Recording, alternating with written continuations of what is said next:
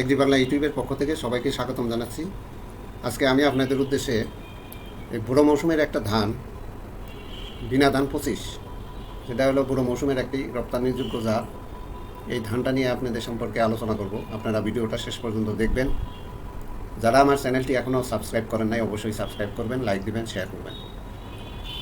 বিনা ধান 25 এটা বাংলাদেশ পরমাণু কৃষি গবেষণা প্রতিষ্ঠান উদ্ভাবন করেছেন। বড় মৌসুমের একটা রপ্তানিযোগ্য জাত বা প্রিমিয়াম কোয়ালিটির ধান বলা হয় এটারে। এই বছর এটা মাঠে বাংলাদেশের বিভিন্ন উপজেলায় আবাদ হয়েছে এবং বেশ ভালো মাঠের পারফরমেন্স পাওয়া গেছে। আপনারা ছবিতে দেখতে পাচ্ছেন এই ধানটা চিকন জাতের একটা ধান, মোটামুটি এর গ্রিন কোয়ালিটি খুবই ভালো, ফাইন রাইস বলি আমরা। এবং এর অন্যান্য বৈশিষ্ট্যগুলো আপনি আস্তে আস্তে দেখেন। এটা হলো ধান দানা, আর এই বাসায় হলো চাউল। এই ধানের উপসি ধানের যে বৈশিষ্ট্যগুলো, অর্থাৎ উচ্চ ফলনশীল যে জাতগুলো, তার সকল বৈশিষ্ট্য এর মধ্যে বিদ্যমান আছে। গাছ লম্বা, এর ফ্ল্যাগ লিপ আর দিক পাতা শুরু হয় এবং মধ্যম ধরনের। পূর্ণবয়স্ক গাছের উচ্চতা প্রায় 116 সেন্টিমিটার হয়ে থাকে। যাত্রীর জীবনকাল 138 থেকে 148 দিন, গড়ে 145 দিন এর জীবনকাল। 1000টি পুষ্ট দানার ওজন 19.7 গ্রাম। ধান আর চাউল অতি লম্বা এবং সরু, অর্থাৎ দৈর্ঘ্য আর প্রস্থের অনুপাত 4.75। যা প্রিমিয়াম কোয়ালিটি হিসাবে বিবেচিত এবং এর চাল হলো সাদা। দানায় আমিষের পরিমাণ আছে 6.6 ভাগ। অ্যামাইলোজের পরিমাণ শতকরা 25.1 ভাগ এবং ভাত হলো সাদা, ঝরঝরে আর সুস্বাদু। বিনা ধান 25 এটা আলোক সংবেদনশীল জাত। প্রতি গাছে 15 থেকে 20টি কুশি থাকে। ছড়ার দৈর্ঘ্য হয় প্রায় 29 সেন্টিমিটার। প্রতি শীষে পুষ্ট দানার সংখ্যা 280 থেকে 290টি। আর পুরো মৌসুমে হেক্টর প্রতি গড় ফলন 7.64 টন। উপযুক্ত পরিচর্যা পেলে জাতটি প্রতি হেক্টরে 8.7 টন পর্যন্ত ফলন পাওয়া যাবে।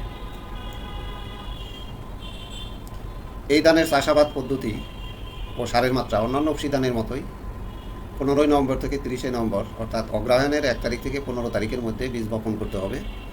30 থেকে 35 দিনের চারা গোছাপতি 2-3টা করে 20 সেন্টিমিটার বাই 15 সেন্টিমিটার, অর্থাৎ 8 ইঞ্চি বাই 6 ইঞ্চি দূরত্বে রোপণ করতে হবে। সারির থেকে সারির দূরত্ব হবে 8 ইঞ্চি আর গাছ থেকে গাছের দূরত্ব হবে 6 ইঞ্চি। মাঝারি উঁচু থেকে উঁচু জমি এই ধান চাষের জন্য উপযুক্ত। সারের মাত্রা urea, DAP, MOP, gypsum, zinc, sulphate, এই 4 ধরনের সার। ইউরিয়া হলো 160 থেকে 180 কেজি পার হেক্টর, আর ডিএপি সার 100 থেকে 125 কেজি পার হেক্টর, এমওপি সার 120 থেকে 140 কেজি পার হেক্টর, জিপসাম 65 থেকে 80 কেজি পার হেক্টর এবং দস্তা সার 8 থেকে 10 কেজি পার হেক্টর। রোপার জন্য জমি তৈরির শেষ চাষের আগে সম্পূর্ণ ডিএপি, এমওপি এবং জিপসাম জমিতে সমভাবে ছিটিয়ে দিতে হবে এবং চাষের সাথে মাটির সাথে ভালোভাবে মিশিয়ে দিতে হবে। মনে রাখতে হবে টিএসপি বা ডিএপি বা জিঙ্ক সালফেট সার একই সাথে প্রয়োগ করা যাবে না, তাই এক্ষেত্রে এক চাষ পূর্বে জিঙ্ক সালফেট প্রয়োগ করতে হবে। ইউরিয়া সারের 1/3 চারা রোপণের 7 থেকে 10 দিন পর, 1/3 চারা রোপণের 15 থেকে 20 দিন পর এবং বাকি 1/3 ইউরিয়া চারা রোপণের 40 থেকে 45 দিন পর জমির উর্বরতার উপর নির্ভর করে প্রয়োগ করতে হবে। ইউরিয়া সারের প্রয়োগের 2-1 দিন আগে জমির অতিরিক্ত পানি বের করে দিতে হবে এবং প্রয়োজন হলে আগাছা দমন করতে হবে। জমির উর্বরতা ফসলের অবস্থার উপর নির্ভর করে ইউরিয়া সারের মাত্রা তারতম্য করা যেতে পারে। বিনা ধান 25 রোগবালাই ও পোকার আক্রমণ প্রচলিত জাতের চেয়ে অনেক কম হয়, বা প্রয়োজনে বালাইনাশক হয়তো দেওয়া যেতে পারে। আপনারা ভিডিওটা দেখলেন, আপনারা এই ধানটা চাষাবাদ করবেন আগামী বড় মৌসুমে। যারা রপ্তানি চিন্তা ভাবনা করতেছেন এবং ভালো বাজারে দাম পাওয়া যাবে, তাদের জন্য এই ধানটা চাষাবাদ লাভজনক। ধন্যবাদ সবাইকে।